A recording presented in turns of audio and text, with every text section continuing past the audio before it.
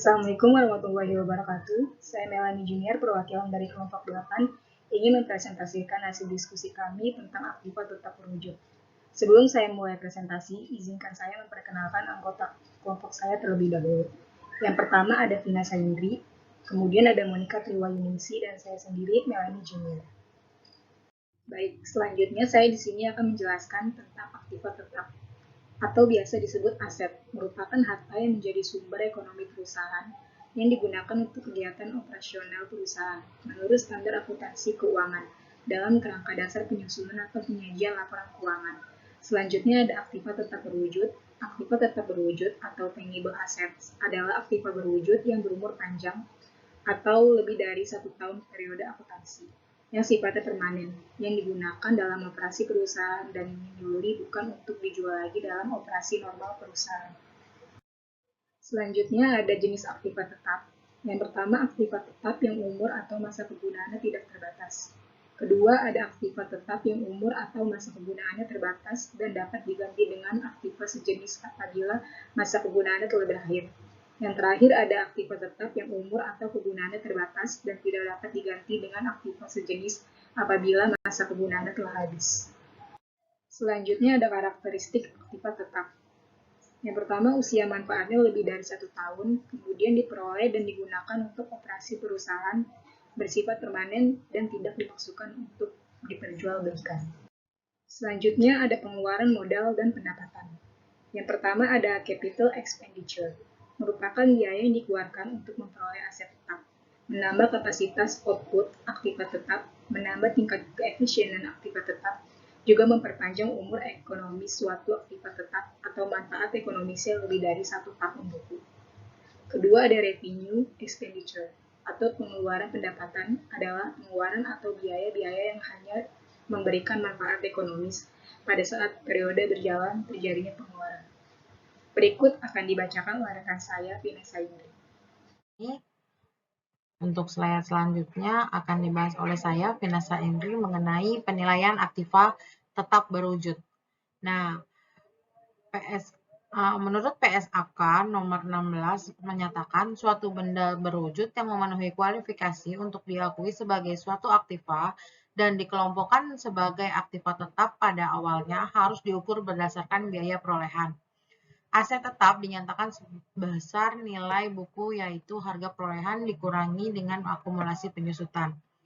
Nah, untuk harga perolehan adalah jumlah uang yang dikeluarkan atau utang yang timbul akibat memperoleh aset tersebut. Jika aset tersebut diperoleh dengan cara pertukaran, maka harga perolehan aset tersebut sebesar harga pasar aset yang diserahkan. Tetapi jika harga pasar aset yang diserahkan tidak diketahui, maka harga pasar aset diterima dicatat sebagai harga perolehan aset tersebut. Nah, untuk PSAK, apa sih arti PSAK? Nah, PSAK adalah singkatan dari Pernyataan Standar Akuntansi Keuangan. Nah, selanjutnya cara memperoleh aktiva tetap. Nah, berikut ada beberapa cara untuk memperoleh aktiva tetap. Yang pertama adalah pembelian tunai. Aktiva tetap yang diperoleh dari pembelian tunai dicatat dalam pembukuan sesuai dengan nominal yang dikeluarkan. Jumlah yang dikeluarkan untuk memperoleh aktiva tetap termasuk harga yang tercantum di faktur dan semua biaya yang dikeluarkan agar aktiva tetap tersebut siap dipakai. Nah, untuk yang kedua adalah pembelian angsuran. Pembelian angsuran ini harga aktiva tetap tidak boleh termasuk bunga. Bunga selama masa angsuran dibebankan sebagai biaya bunga. Cara pencatatannya adalah proses pembayaran setiap tahun harus dibuat jurnal yang nantinya akan mengurangi utang sebesar pokok pinjaman yang dilunasi. Kemudian juga mendebit biaya bunga untuk tahun bersangkutan dan kredit kas adalah sebesar angsuran. Nah, untuk yang ketiga adalah ditukar dengan surat-surat berharga. Nah, untuk aktiva tetap yang diperoleh dengan cara ditukar dengan surat berharga, saham atau obligasi perusahaan dicatat dalam buku besar perusahaan. Nah, untuk buku besar sebesar harga pasar saham atau obligasi yang digunakan sebagai penukar. Jadi apabila harga saham atau obligasi itu tidak diketahui, maka harga perolehan aktiva tetap ditentukan sebesar harga pasar aktiva tersebut. Penukaran aktiva tetap dengan saham atau obligasi perusahaan akan dicatat dalam rekening modal saham dan hutang obligasi sebesar nilai nominalnya. Dan selisih nilai pertukaran dengan nilai nominal akan dicatat dalam rekening agio atau disagio. Nah, untuk selanjutnya, ditukar dengan aktiva tetap lain. Aktiva lama, maksudnya adalah aktiva lama digunakan untuk membayar aktiva baru, baik seluruhnya atau sebagian di mana kekurangannya dibayar tunai, seperti istilah lainnya sebagai tukar tambah. Nah, untuk yang kelima, diperoleh dari donasi maupun hadiah. Untuk aktiva tetap yang diperoleh dari donasi atau hadiah, pencatatannya bisa dilakukan menyimpang dari prinsip harga perolehan atau sebesar harga pasarannya.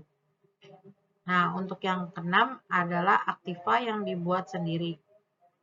Nah, untuk aktiva ini umumnya dilakukan untuk pembuatan aktiva dalam bentuk perabot atau pendukung usaha yang dibuat langsung baik oleh karyawan atau tenaga khusus. Semua biaya yang dibebankan untuk pembuatan aktiva sendiri seperti bahan, upah langsung, dan factory overhead langsung serta biaya overhead yang tidak langsung.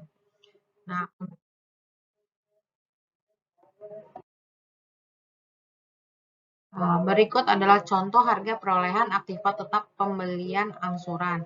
Jadi diketahui ada PT CDE namanya membeli mobil untuk perusahaan dengan harga 100 juta dan dibayar dengan angsuran atau dicicil. Uang mukanya adalah 28 juta, maka sisanya akan diangsur setiap bulan selama 3 tahun dengan bunga 12% per tahun. Nah, untuk perolehan aktivanya adalah harga mobil adalah 100 juta. Jadi harga mobil diketahuinya harga 100 juta. Terus uang muka yang dikeluarkan adalah 28 juta.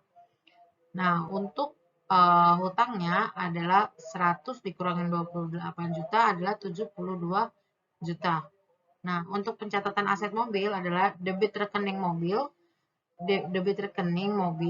kredit rekening kas 28 juta, hutangnya 72 juta. Jadi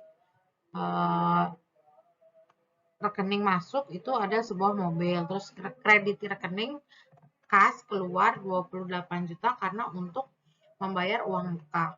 Terus hutangnya 72 juta.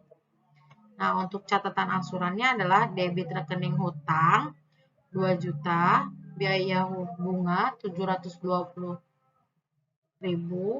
dan kredit rekening kas 2.720.000.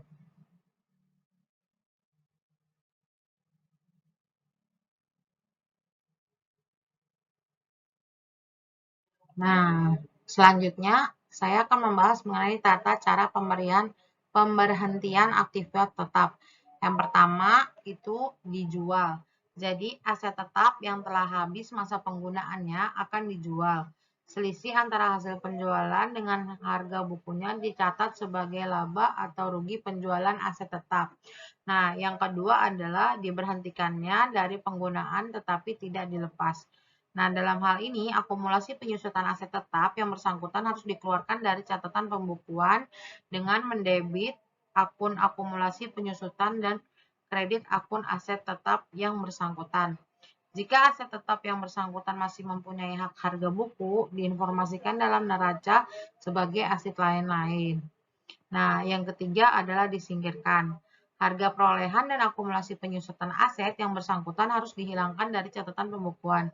Harga buku aset tetap yang bersangkutan dicatat sebagai kerugian penghentian atas aset tetap. Demikian presentasi yang dapat saya sampaikan. Untuk slide selanjutnya akan dibacakan oleh rekan saya, Monika Triwayuningsih. Untuk Monika, saya persilahkan. Terima kasih. Baik, terima kasih sebelumnya kepada Vina Saindri. Selanjutnya saya akan menjelaskan tentang depresiasi. Pengertian depresiasi. Depresiasi adalah pengalokasian sebagian dari harga perolehan aktiva tetap secara sistematis menjadi biaya setiap periode akuntansi. Lalu selanjutnya kita masuk ke faktor-faktor penyebab depresiasi. Faktor penyebab depresiasi itu dibagi menjadi dua. Yang pertama faktor fisik, seperti aus karena dipakai atau wear and tear, atau karena umur. Bisa disebut juga deterioration and decay, dan kerusakan-kerusakan. Yang kedua, faktor fungsional, seperti ketidakmampuan aktiva tersebut memenuhi kebutuhan produksi sehingga perlu diganti dan karena adanya perubahan permintaan terhadap barang atau jasa yang dihasilkan atau karena adanya kemajuan teknologi sehingga aktiva tersebut tidak ekonomis lagi jika dipakai.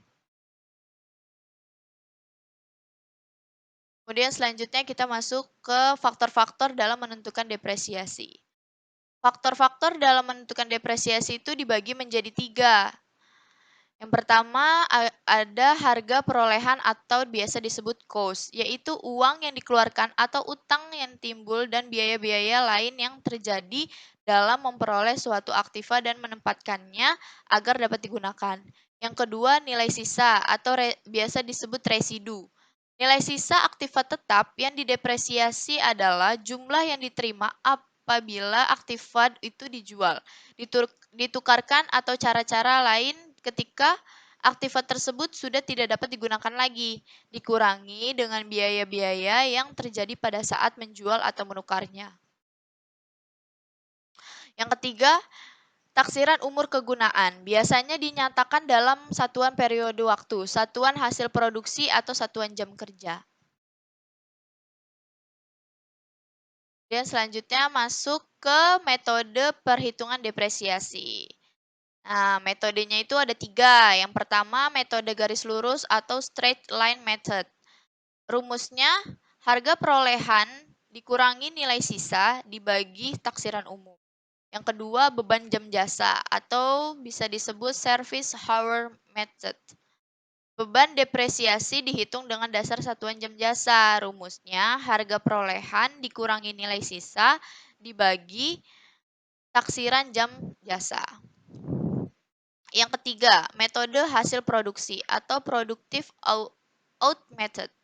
Beban depresiasi dihitung dengan dasar satuan hasil produksi. Rumusnya, hasil perolehan dikurangi nilai sisa, lalu dibagi taksiran hasil produksi atau unit. Ya. Sekian presentasi dari kami, kurang lebihnya mohon maaf. Wassalamualaikum warahmatullahi wabarakatuh.